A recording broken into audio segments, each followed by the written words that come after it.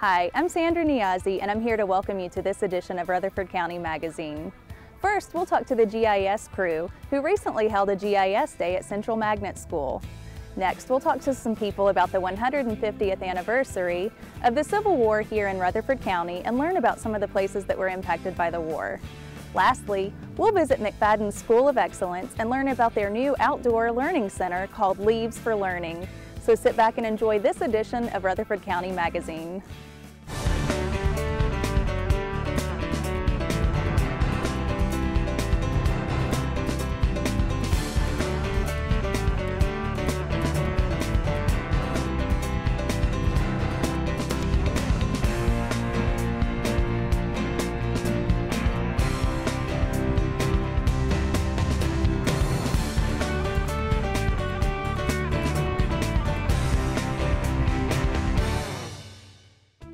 Recently, the Rutherford County Geographic Information System Division hosted a GIS Day to promote geography and mapping to the students at Central Magnet School.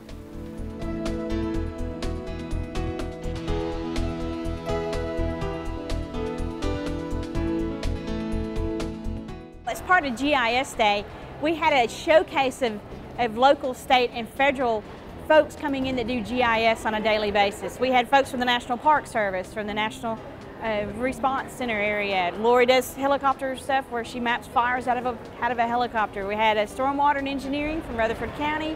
We also had folks from Rutherford County GIS on hand. We're hosting the event, so we invited all of our friends and partners to showcase what they do, how they do it, and how to spread the word out to the kids and their families.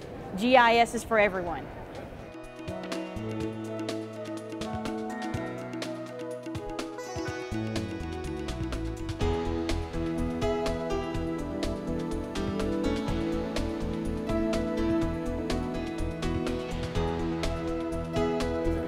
GIS is not just a technology where you need the programmers, database administrators, and data entry personnel.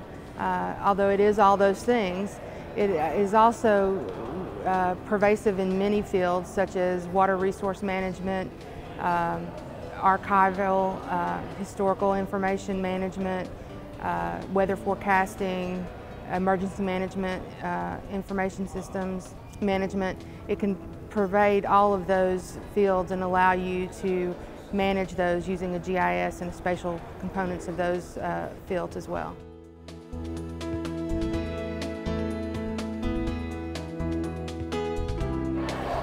We're going to use our find tool here. This is our Rutherford County imagery.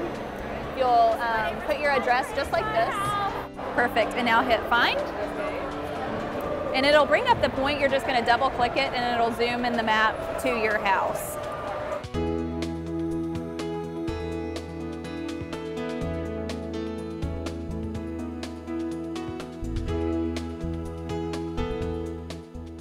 We began in 2006 with an invitation to participate along with Smyrna, the town of Smyrna, in a third grade class. We went from third grade classes to participating to hosting high school students and participating on MTSU campus. So we've had college students and we've had high school students, so we're taking more of an introduction to career paths.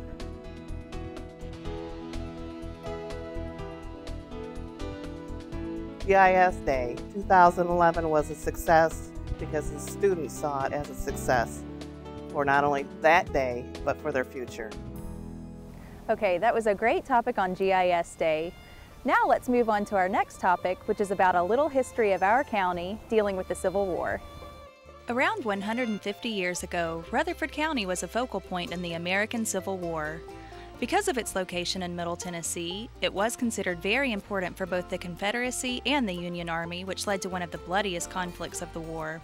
We visited several key places in the county that were significant during this time period and briefly talked to the local historians about their significance in the war. Well, Tennessee was the last state to secede and it was the first state to return to the Union fold after the Battle of Fort Donelson, which was in February 1862. The Union Army occupied Nashville and Murfreesboro and the areas of Middle Tennessee, and so if you were a citizen here, Rutherford County was roughly half free and half enslaved people, about not quite 30,000 people. And imagine the Union Army coming in and occupying this place. The Army was more than 40,000 soldiers. And so the soldiers gathered food from farms. They needed wood to build structures, to build Fortress Rosecrans. If you see the photographs of the square during the Civil War, all of the windows are broken out of the buildings. I mean, the landscape was devastated by the war, and people's lives were completely disrupted by the Civil War. Luckily, the courthouse itself stayed in relatively fair condition. Although they were in the courthouse, they were sleeping in the courthouse, they had offices in the courthouse, they had a jail in the courthouse. Overall, they kept it in fairly good condition. More importantly than that, all the records housed in the courthouse that are today located at the county archives, they didn't harm the records. Very, very few of our records that date way back to 1804 would have been in the courthouse during that occupation. We still have them today. We are missing one or two of the old deed books, but just one or two. And so it's very amazing that all the records in the courthouse still survived the Civil War. So the Union Army took very good care of the courthouse itself. Now the yard was a whole different matter. They knew they were going to be here for a year or two, maybe longer, till the duration of the war was over. So they built very substantial tents. They actually looked like mini log cabins on the courthouse yard, right around where we park today. There was tents and little quarters everywhere. Any trees standing inside of the courthouse were torn down so that they could see from the courthouse out in the vicinity of Murfreesboro. So there was a lot of destruction.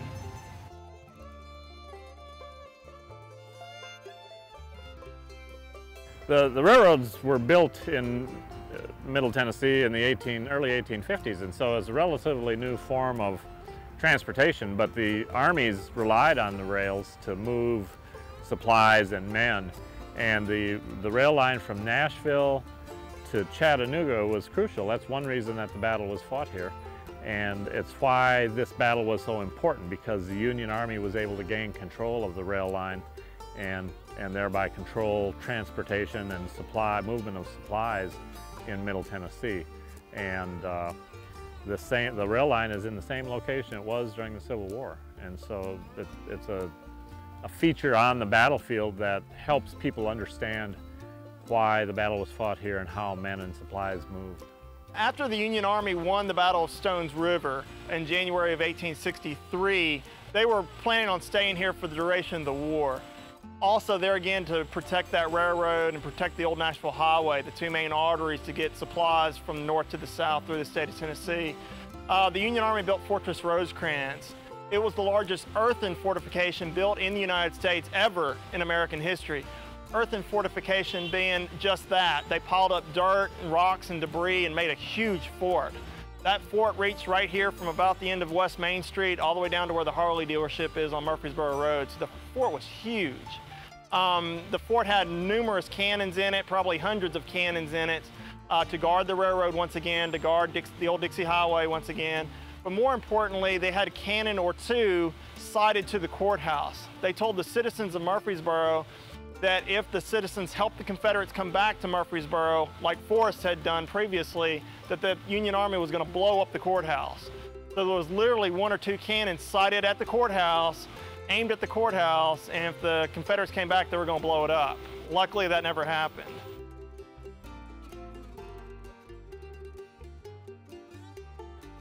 The Stones River National Battlefield was established in 1927 by Congress, and the veterans who had fought during the Civil War, beginning in the late 1880s, began to think about how they might remember that most important event in their lives. And the very first national battlefield was Chickamauga and Chattanooga National Military Park, and it was established in 1890 by Congress. If you think about the soldiers who fought the Civil War in the 1860s, they were young men in their teens and 20s and 30s. And 30 years later, or 25 years later, as they began to look back at the 25th anniversary of the battles, those same men were by that time in their 40s and 50s and 60s and had risen to positions of political power and were community leaders. And they looking back on this most traumatic event in American history, realized that we needed to do something to help remember that. So they went about creating national battlefields. And Stones River, the effort to commemorate Stones River began in the 1890s, but it took until 1927 before Congress passed a law creating Stones River National Battlefield. The Civil War also had an effect on how we as a people think about death and how we deal with the disposition of human remains. You know, during the Civil War, up until the Civil War, we had never seen mass death on a scale like that in this country. And after battles were over, you know, the bodies lay on the battlefields. There was no system in place for the Army to take care of the dead soldiers. And during the war, they developed ways of managing death and injury, and also developed a system of cemeteries that we still use today. The National Cemetery System was created during the Civil War. And so the way that we care for our veterans grew out of the Civil War.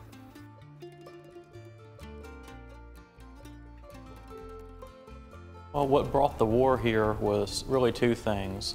The plantation with its natural spring on site and Dr. Manny. And that's the same thing that brought the Mannies here and the Native Americans was the spring. The land was a 274-acre land grant, but the Mannies had increased it to 1,500 acres by the time of the Civil War. They had 249 slaves that were living here.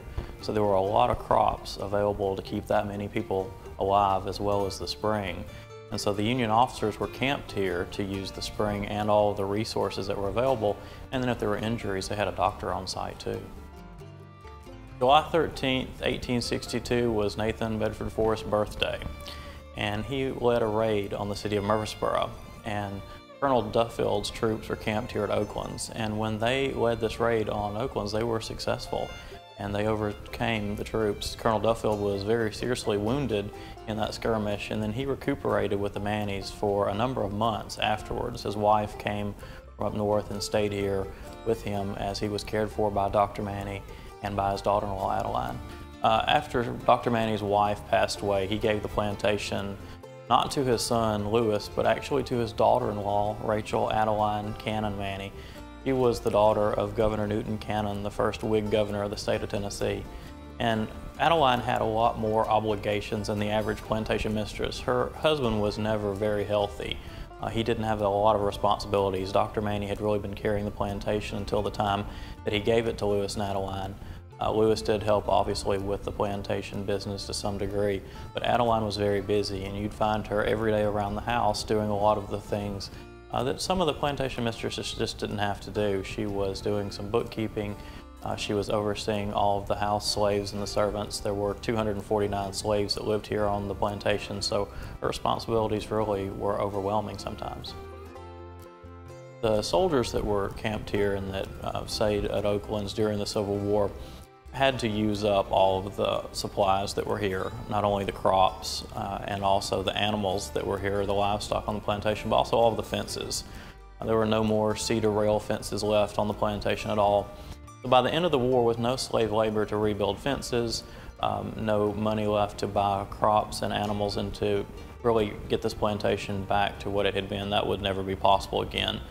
So Adeline was forced to sell the house at auction after her husband died, and she moved down the street. Manny Avenue, North Manny Avenue, all the way out to Lytle had been the driveway. But prior to her husband's death, Lewis and his father, James Manny, did sell tracts off of the driveway, and they created the first subdivision in Murfreesboro, which was called Manny's Addition. Oaklands was placed on the National Register of Historic Places for not only the Civil War significance, but also because of the architecture of the house. Oaklands is a country version of Italianate architecture, and it hosted many notable guests. Dr. Manny giving the plantation to Lewis and Adeline meant that there were many notable and important visitors that were here, and Lewis and Adeline built this Italianate addition onto the front to host a lot of these guests that they would have, and one of the most important ones visited during the Civil War, and that was President of the Confederacy, Jefferson Davis. He visited troops that were here and were involved in the battle.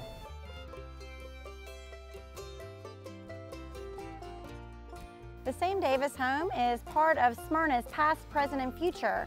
We are a cultural and heritage landmark here in Rutherford County where people can come and enter through our gates and take a glimpse into what life was like here in our community 150 years ago.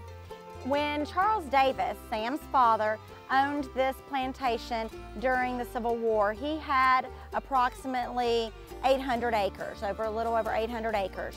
A lot of that was farmed for cotton. He had a huge amount of hogs here, so it was a very active farm. Sam served in the Confederate Army under Coleman's Scouts, and then was captured and tried as a spy, even though he was a member of the Coleman Scouts. He was captured by General Dodge close to Pulaski, and they tried him and offered him his life if he would give up his source.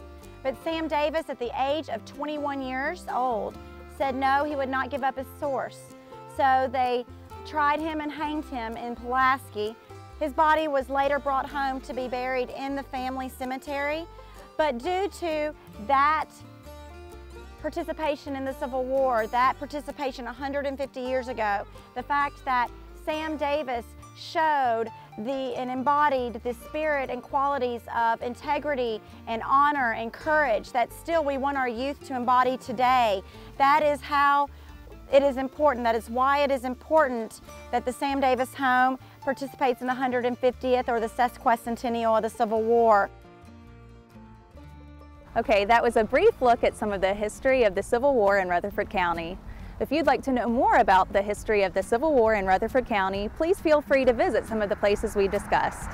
And now for our final topic. It's time to get our hands a little dirty. Recently, the McFadden School of Excellence dedicated some outdoor space between its buildings and built an outdoor learning garden with the help of students, parents, and community members, and named it Leaves of Learning. We were on the playground last year, and children came out to the pond that's over here. It was the original focal point, and they began to take things out of the pond, and they wanted to have science class outside all the time because they were learning so many cool things just by cleaning out the pond. Well, we also realized by cleaning out the pond, they almost killed off the lily pads that you see now. And we found out there were lily pads growing because at the time there were only roots and sludge and mud at the bottom. And then we realized they needed to be outside. They learned a lot more, a lot faster, and we had to figure out how to get them out here. And this is how we figured it out. Well, there was so much erosion, it was just dirt. There was no grass, there was no path, there was no anything. It was just, there was no garden beds, there was no sunflowers, there was no anything. We just started out, our pond was our inspiration. Kids jumped on board, and once we got the kids on board, of course, we've got parents and community folks, and it's really turned into something special. We're still working on it. It's never going to be finished. We're always going to have something to do, and it's never going to stop helping us learn.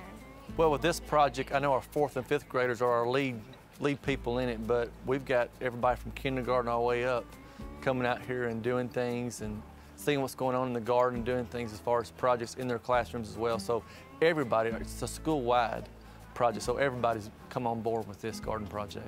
We've had the Rutherford County Workhouse crew come out and dig and lay rock. We've had lots of donations, we've had lots of grants written, and now it's what you see today. So you'll talk about, you know, biology or plants or growth or tropisms or something like that, and people go, what's that? And then they go outside and see the plants and how they're growing, how they're reacting. They're pulling seeds. You know, they're, like I said, you see it in a textbook, but you know, kids want to touch it.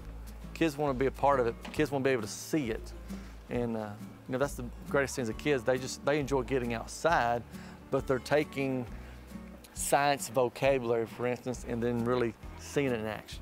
We've learned about symbiosis and how that we do have symbiotic relationships here. There's squash bugs that are parasites that ate all our pumpkins. We don't have any more pumpkins left. They devoured them. And that was a big experience because we got to actually help by killing the squash bugs. We smashed them with our feet and our fingers. It's also important to know that the children learn more than we could even fathom. We knew it was going to be a big deal. We knew it was going to be great, but they've already learned this year, before fall break, what they learned the first semester last year, and they've learned it deeper. And it's just been a great thing. The hands-on is phenomenal. And they even use their recess. Some of these rocks here, the children have used their recess to lay and move dirt, and because they love it so much. And they have such ownership. When you see the pumpkins die, they are a mess about that. They're torn up because they've watched them grow, they've planted them. Now knowing, it's a lot easier to learn because the vocabulary words, they come into action. We don't just have to look at pictures, we get to look at the real thing. It's not just a book. It's real life. I know other people are coming and looking at our program that we've already started and seeing what they can do at their schools, so that's exciting. That's exciting to see that it works, that you can do more than stay inside four walls and you can learn. Well, that wraps up this edition of Rutherford County Magazine. I'd like to thank everyone who had a part in this edition, and I'd also like to thank you, the viewer, for joining us. If you'd like to know more about Rutherford County government, please visit www.rutherfordcountytn.gov. Again, thanks for joining us, and we'll see you next time right here on Rutherford County Magazine.